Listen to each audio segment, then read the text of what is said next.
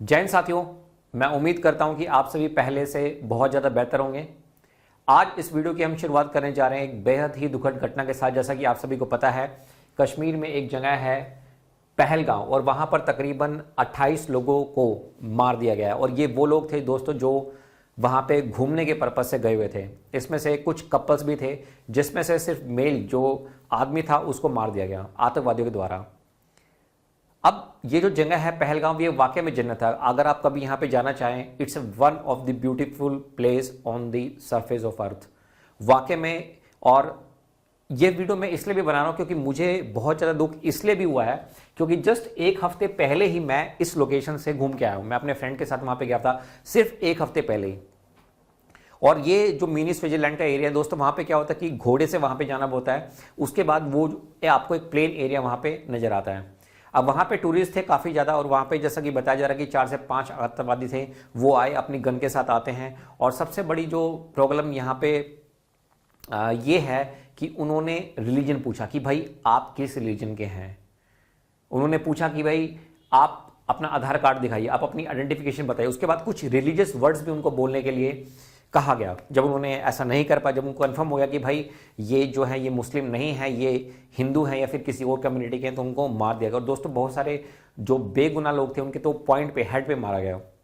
और उनकी जो रिलेटिव्स थे, जो उनकी जैसे किसी की वाइफ थी वहाँ पे, तो उसने कहा कि आप मुझे भी मार दीजिए। तो उन्होंने कहा कि नहीं नहीं, हम आपको इसलिए नहीं मारे क्योंकि आपको जो है अपने वजीर आलम को बताना है कि हमने इन्हें मार दिया है और हम जो है कश्मीर को वापस ले लेंगे। कुछ इस तरह की बातें जो है सोशल मीडिया पे चल रही हैं।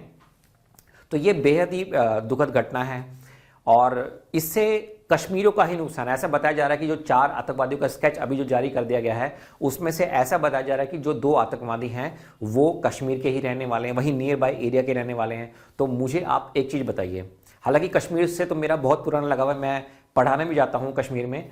अब वो जो 2 नौजवान थे जिन्होंने, अब पता नहीं वो किस तरह से, मतलब उनको ब्रेन वॉश किया गया और उन्होंने आके किलिंग की यहाँ पे। अब नुकसान किसका हो रहा है? नुकसान अभी तो चलो ठीक है, ये 28 लोग मार दिए गए हैं, कुछ इंजर्ड भी है, लेकिन अब जो सबसे ज़्यादा जो इफेक्टेड लोग होंगे वो कश्मीर के लोग होंगे, वो पहलगांव के लोग होंगे, वो श्रीनगर के लोग होंगे। उनका जो टूरिज्म है वो पूरा का पूरा क्या हो गया, इफेक्ट हो गया है। कोई वहाँ पे दोस्तों जाने की भी नहीं सोचेगा। हम जब पहलगांव में थे तो हमने 2 रूम बुक किए थे, तो हम 4 लोग थे टोटल। तो और वहाँ पर 5600 रुपये बिल आया था। हम रात को जैसे पहलगांव पहुंचे और हमने सुबह चेकआउट कर लिया था। तो आप देखें कि कितना ज़्यादा रेवेन्यू हो। तो चलो हमारे पास गाड़ी अपनी थी, अगर हम वहाँ पे कैब करते, हालांकि मैगी भी वहाँ पे महंगी तो मिलती है, लेकिन टूरिज्म है, हर कोई कमाता है वहाँ पे, लोग वहाँ पे कमाने के लिए आते हैं, क्योंकि जब बर्फ़ पड़ती है तो वो सब रास्ते बंद हो जाते हैं। तो ये जो सीजन है ये सबसे इंपॉर्टेंट सीजन था। मतलब अब यहाँ से जो है कश्मीरियों को उनकी जो इनकम आनी स्टार्ट हुई थी, तो वो भी अब क्या है रुक जाएगी। और नेक्स्ट ईयर, मतलब अभी तो खैर उसके बाद फिर बारिश स्टार्ट हो जाएगी। बारिश में कौन जाता है? बारिश में तो वैसे भी पहाड़ों पे स्लिपरी रोड हो जाते हैं।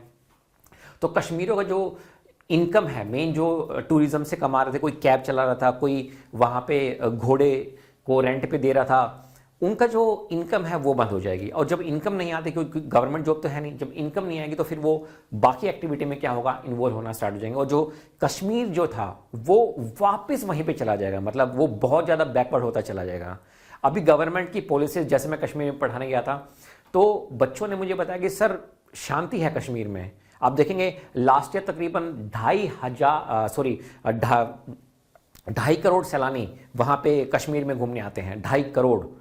तो ये एक बहुत बड़ा नंबर है, बहुत लोगों को रोजगार मिल रहा है। आप देखेंगे एवरीबडी इज अर्निंग। अगर कोई वहाँ पे टूरिज्म पर्पस के लिए कुछ अपना कॉटेज भी अगर वो रेंट पे देना चाहें, बहुत बढ़िया टूरिज्म चल रहा था। लेकिन अब ये जो एक्टिविटी हुई है, जो भी लोग इसमें इन्वॉल्व थे, उसमें सबका ही नुकसान है। उसमें ह्यूमैनिटी का भी नुकसान है, इंसानियत का भी नुकसान है, और रिलीजन को भी यहाँ पे बीच में लेके आ गया। तो दोस्तों ये बहुत ही दुखद घटना है। और इस घटना की, जैसा कि आपको पता होगा कि लश्कर तैयबा ने इसकी ये भी ले लिया है कि भाई ये जो हमला था ये हमने करवाया।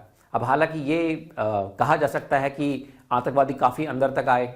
अब 15 लाख के आसपास जो जवान हैं वो जम्मू कश्मीर में लगे हुए हैं, इंटेलिजेंस भी है, आईबी भी है, रो भी है, फिर भी वो कैसे आ गए? ऐसा बताया जा रहा है कि कुछ स्लीपर सेल को एक्टिवेट कर दिया गया। और अभी अमरनाथ यात्रा भी स्टार्ट होने वाली है। तो जो साउथ कश्मीर है वहाँ से अमरनाथ यात्रा का भी एक बैच वहाँ पे जाता है, बेस कैंप वहाँ पे बनाया जाता। तो ये सारी चीज़ें क्या होंगी, इफेक्ट हो जाएंगी। तो कश्मीर जो है बहुत पीछे चला जाएगा इससे। तो मैं इस घटना की कड़ी निंदा करता हूँ, लेकिन कश्मीर वाकई में मेरे दिल में एक बहुत स्पेशल प्लेस रखता है। तो जितने भी हमारे जो साथी हैं जिन्होंने अपनी जान गंवाई है, उनको मैं श्रद्धांजलि अर्पित करता हूँ। मैं उम्मीद करता हूँ कि भगवान उनकी आत्मा को शांति दें। जय हिंद, जय भारत।